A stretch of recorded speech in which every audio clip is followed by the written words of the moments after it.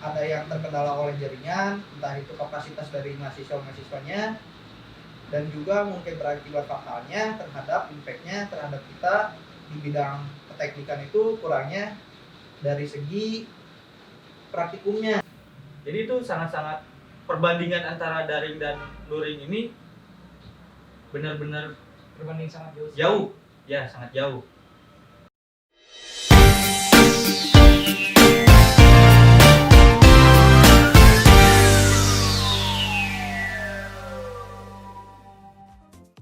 Kita ini seorang mahasiswa nggak mungkin kan terfokus dalam akademik terus. Kita harus bisa mengembangkan diri nih, tidak hanya dalam soft skill maupun hard skill saja, tapi harus bisa berimbang. Nah, dalam bentuk pengembangan diri nih, dalam bentuk pengembangan diri dari akang-akang nih, ada bentuk pengembangan dirinya masing-masing nggak nih? Dari sebuah keorganisasian atau bentuk himpunan di jurusannya masing-masing, apakah akang-akang ini aktif atau tidak nih Kang? Mungkin ada tanggapan dari siapa dulu nih? Dari Akang Martin boleh? Oh, dari saya. Ya Kang. Ya, izin masuk ya Pak. Dari 5 jurusan pun mungkin memiliki suatu organisasi yang dimana disebut himpunan, betul tidak? Betul. Yang dimana himpunan ini suatu wadah bagi anak-anak per jurusannya, dan himpunan juga penampung aspirasi buat teman-teman mahasiswa yang memiliki kelebihan mungkin, yang ingin mengembangkan soft skill dari masing-masing mahasiswa. Di sini juga himpunan bisa menunjang akreditasi prodi kita masing-masing, betul. Untuk keorganisasian sebenarnya dari saya sendiri, pendapat saya sendiri, saya menyayangkan saja ketika kita masuk kuliah hanya mendapatkan ilmu akademik. Di sisi lain kan di kuliah ini, perkuliahan ini, kita tidak hanya mendapatkan ilmu akademik saja, Tidak hanya terfokuskan saja. nah, betul Pak. Karena menyayangkan, soalnya kita sudah bayar mahal, tapi yang kita dapatkan hanya ilmu akademik dan hanya nilai, tanpa kita bisa mengembangkan soft skill kita gitu. Mungkin dengan adanya himpunan ini buat teman-teman teknik khususnya bisa mengembangkan soft skill ataupun menjadi ruang diskusi untuk memecahkan masalah di lingkungan jurusannya masing-masing. Mungkin dari saya segitu dulu Pak. Mungkin dari teman-teman ada yang bisa menambahkan. Apakah ada bentuk keterikatan antara organisasi dengan akademik nih? Atau hanya berbeda, sangat berbeda nih? Atau ada pendapat lain atau bagaimana nih? Kalau dari saya mungkinnya mengenai keterikatan atau Keterhubungan gitu. keterhubungan antara pengembangan diri sama akademik itu menurut saya sangat-sangat harus diseimbangkan gitu. Berhubung di luar sana pun walaupun kita pintar, walaupun kita cerdas, kalau kita memiliki soft skill yang kurang, apa yang kita punya tidak maksimal tersampaikan kepada lawan bicara kita. Tentunya itu kita belajar, kita mulai asah di himpunan. Tapi kalau menurut saya pribadi, memang himpunan tidak ada paksaan. Siapapun yang mau masuk itu tidak ada paksaan. Karena tidak ada peraturan juga dari atas, dari rektor atau dekan untuk wajib himpunan. Tetapi benar kata Kang Martin tadi, sangat disayangkan jika hanya sekedar ilmu dan nilai saja yang didapatkan. Kita berorganisasi untuk menunjang apa yang kita punya, untuk menyampaikan apa yang kita punya, untuk mengolah apa yang kita punya, karena di dalamnya juga kita ada beberapa kegiatan mengenai public speaking ataupun pemecahan suatu permasalahan, ada time schedule juga. Itu salah satu bentuk yang dirasakan ikut keorganisasian atau pengembangan diri ya? Itu yang saya rasakan, pengembangan yang saya rasakan ketika saya terjun ke dalam himpunan. Di sisi lain, mungkin ketika kita masuk himpunan akan ada beberapa permasalahan, dan itu bukan menjadi suatu alasan bagi saya untuk tidak masuk ke sana. Karena bentuk pertanggungjawaban kita kepada orang tua terhadap kuliah kita itu itu juga harus kita usahakan juga. Melainkan ketika kita sudah beres kuliah, sudah menjadi sarjana teknik, apa iya cuman hanya sekedar punya nilai dan ilmunya saja? Otomatis di luar sana pun orang tua kita, orang yang memasukkan kita ke dalam suatu universitas pengen lebih dari itu, tidak hanya sekedar sarjana doang.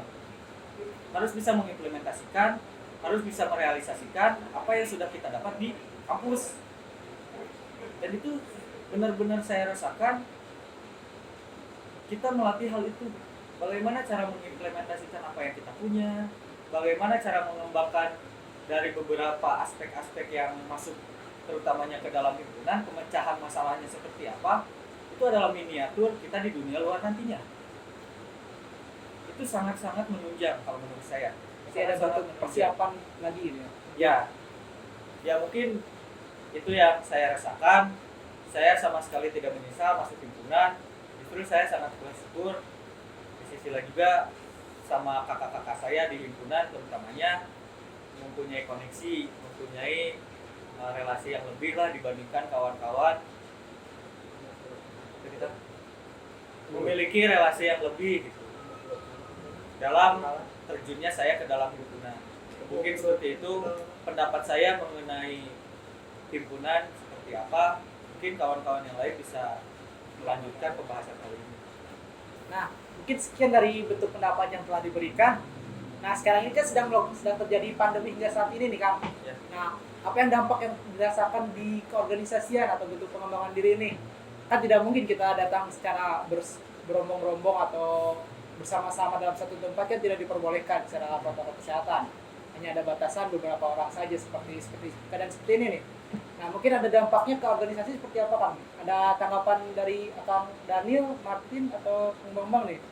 Kalau mungkin kita berbicara dampak pada saat COVID gitu kepada organisasi, mungkin semuanya juga berdampaknya pada kaderisasinya mungkin ya. Ya. Karena kita tahu COVID ini bermulai di awal tahun. Mungkin dari masa pengkaderan 2019 mungkin ya.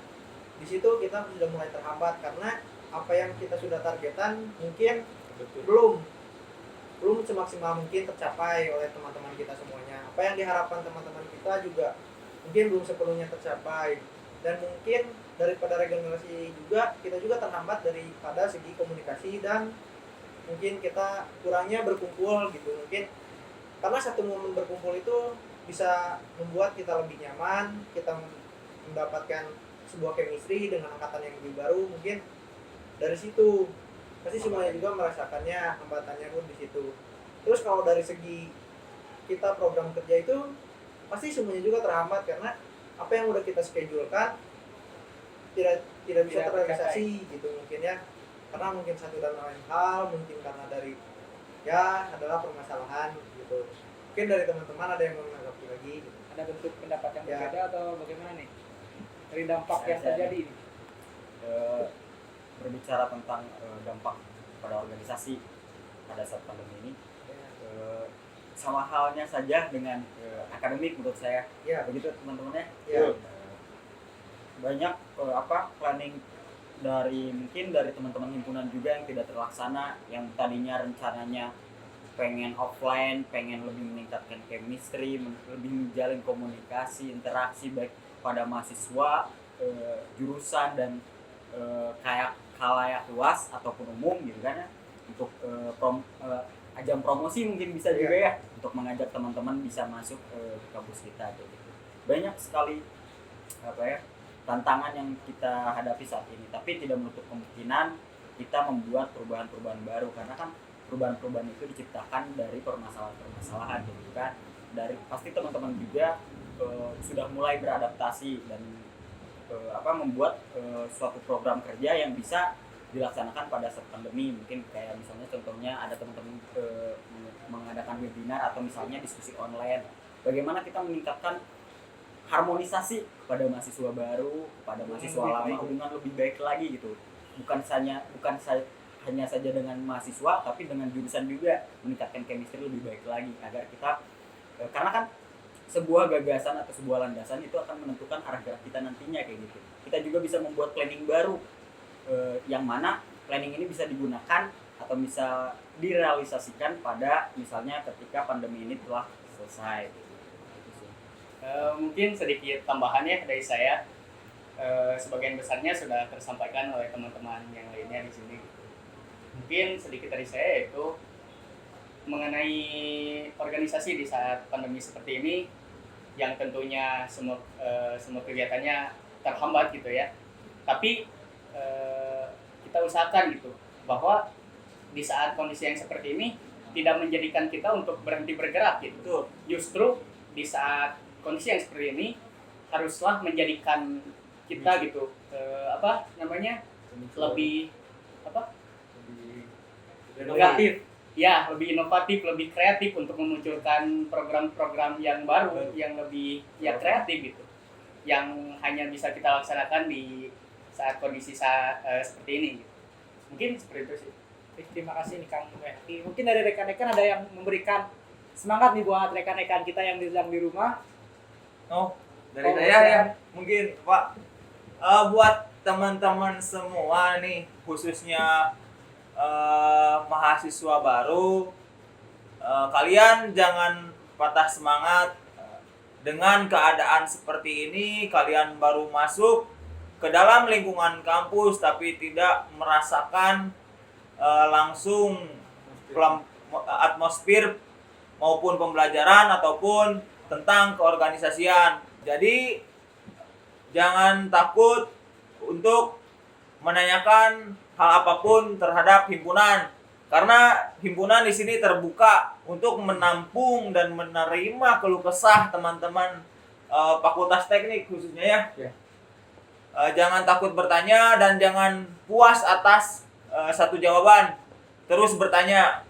Terima kasih. Sekian dari saya. Mungkin dari Bapak Daniel ada lanjutannya? Saya mau nambahin dikit ya. Banyak sekali hal-hal yang bisa menopang hidup kita menjadi lebih baik lagi gitu kan. Banyak yang harus kita, apalagi tentang peranan dan fungsi mahasiswa gitu ya. Betul. Isu sosial, politik, lingkungan, keluarga, banyak hal lain yang kita sebenarnya kita tahu tapi tidak mendalami dan tidak aware dengan hal-hal itu. Tapi percayalah teman-teman, ketika kita misalnya peduli dengan lingkungan, peduli dengan sekitar, impact itu akan membuat kita menjadi lebih besar gitu ya. Jadikanlah setiap orang guru kalian dan jadikanlah setiap tempat adalah sekolah kalian gitu kan. Saya kutip ada kalimat dari Pramudia Natatur gitu. Orang-orang besar akan tumbuh dengan keputusan-keputusan besar yang diambilnya, bukan kemudahan-kemudahan hidup yang didapatnya. Seperti kata Suokji, kita tidak menanam apa-apa, kita tidak akan kehilangan apa-apa. Terima kasih teman-teman. Sedikit tambahan dari saya mungkin ya, karena dilihat kondisi sekarang, proses kawan-kawan mahasiswa baru 2020 tentunya berbeda dengan kawan-kawan kita yang terlebih dahulu masuk, terutama pada atmosfer ketika kawan-kawan masuk, kesan ketika kawan-kawan masuk di sini pun kita rasa ya kita mungkin kalian berhak iri kepada kita karena kita memiliki kesan yang sangat-sangat berkesan gitu ketika kita masuk di sana. Kita dibentuk kebersamaan kita, kekompakan kita, terutama di Fakultas Teknik. Nah, yang saya rasa kawan-kawan di sini kurang merasakan akan hal itu. Jadi dengan keadaan seperti ini, saya berharap banyak kepada kawan-kawan 2020 untuk secara mandiri membentuk chemistry di Fakultas Teknik, karena itu menjadi dasar kita.